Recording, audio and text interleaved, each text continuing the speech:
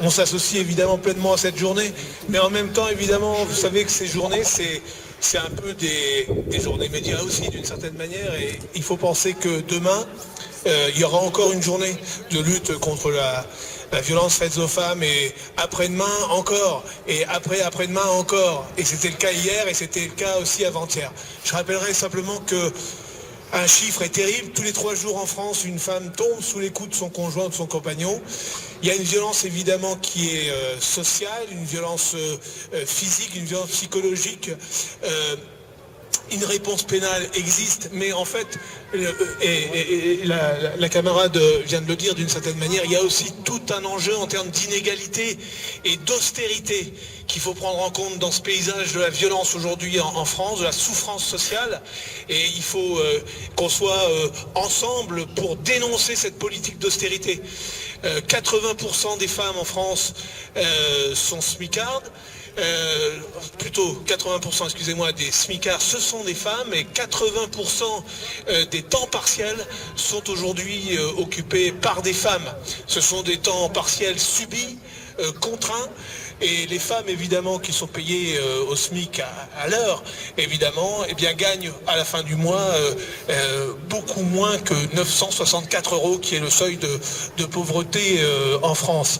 Cette politique d'austérité, le Front de gauche veut la combattre fortement depuis maintenant 2012, 2009, 2011, 2012, on ne cesse de le dire, c'est une politique qui mène vers l'impasse, une impasse sociale, une impasse humaine tout simplement, et qui se conclut aussi par des violences dont les femmes sont effectivement les premières victimes, il faut le rappeler. Alors cette politique d'austérité, on pensait qu'en 2012, on allait enfin pouvoir peut-être un peu en sortir. Malheureusement, vous le voyez comme moi, le gouvernement, je mets énormément de guillemets, qui se dit de gauche, n'a fait que paraffer effectivement les années Sarkozy.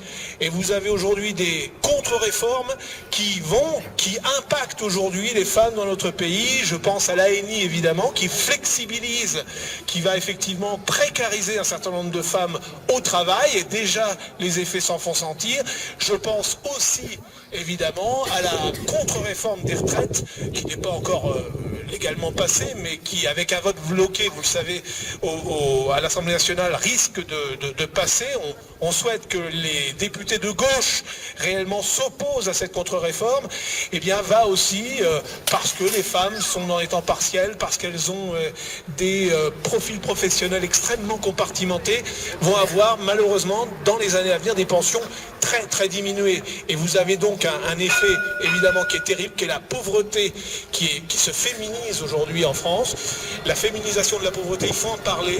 Voilà, ce sont des souffrances, ce sont des violences qui sont faites aux femmes. Il faut y penser, non pas simplement aujourd'hui, mais demain, après-demain, et en 2014, on a un beau rendez-vous. C'est clair, en 2014, le Front de gauche sera aux côtés des femmes, que ce soit au niveau municipal et aussi au niveau européen, pour pouvoir lutter contre ces inégalités. Voilà.